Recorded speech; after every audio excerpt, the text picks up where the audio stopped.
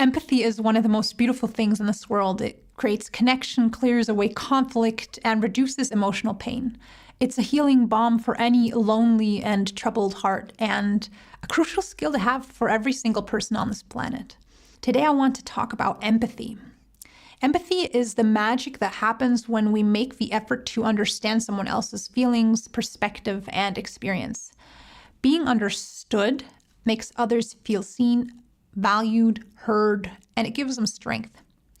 When someone reacts with empathy, it gives the other person the space to really open up without the fear of being judged. And that, on the other hand, creates closeness and trust, and it deepens relationships.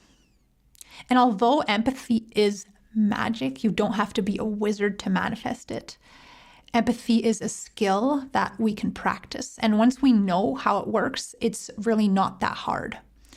I'd like to start this video out by discussing what empathy is not, what a non-empathic reaction can look like, and then get to 5 ways of expressing true empathy. What empathy is not. Empathy is not feeling sorry for someone. It's truly being there for them by giving them emotional and mental support. Empathy is also not being swallowed up by someone else's feelings. There's definitely a resonance between what they're feeling and the part in us that knows that feeling, but it doesn't mean losing contact to the rest of our being and experience. Empathy stays grounded in our own strength and resilience. Empathy is also not knowing what the other person is going through because we've gone through exactly the same thing. We can be empathic, even if we've never experienced anything like what the person is going through. And even if we've experienced something similar, it's important to keep in mind that everyone's experience is always different and individual. And the most important point on this list of what empathy is not, empathy is not decreasing our own discomfort by minimizing what the other person is going through. These are reactions like, well, at least you still have your job, or you'll get over it, or wait till you hear what happened to Susan. Empathy means to be willing to open up to someone else's perspective, especially when what they are going through is uncomfortable. How to be empathic. Number 1, listen. First and foremostly, empathy is a listening skill. And I think the reason that empathy is relatively rare is because it seems so unspectacular and easy. Don't other forms of reaction seem so much bigger and better? Isn't it a lot more effective to come swooping in with that one piece of advice that solves everything? Or isn't it better to take the person's mind off of their problems by sharing a story of something similar that happened to you? And sure, sharing advice and stories can be helpful and they have their place, but not before empathy. Empathy needs to come first and to be given the proper space.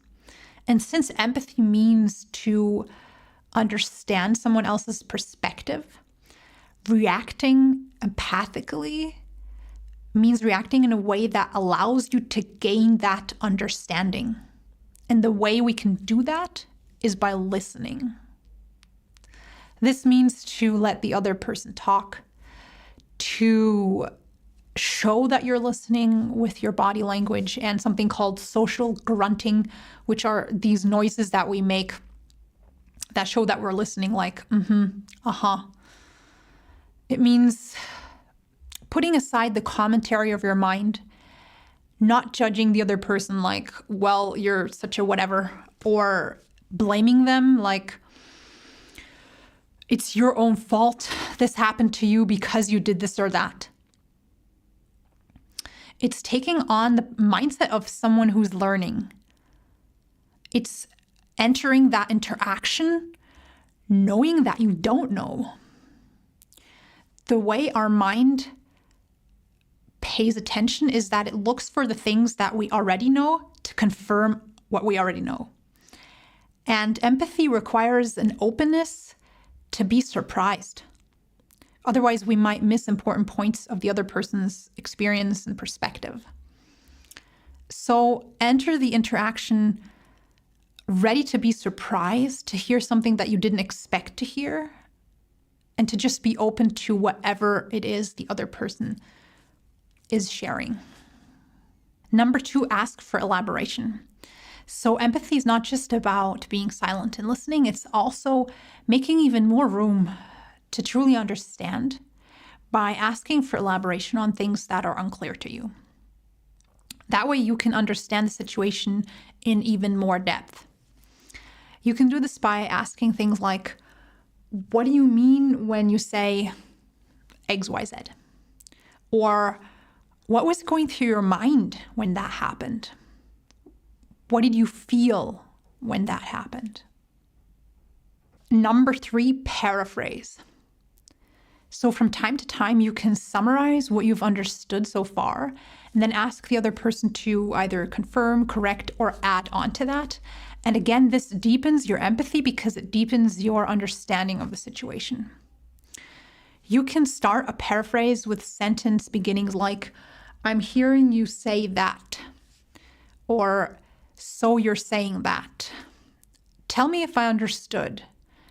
If I understood correctly. Did I get it right that? Or so from your experience, you would say. Number 4, verbalize.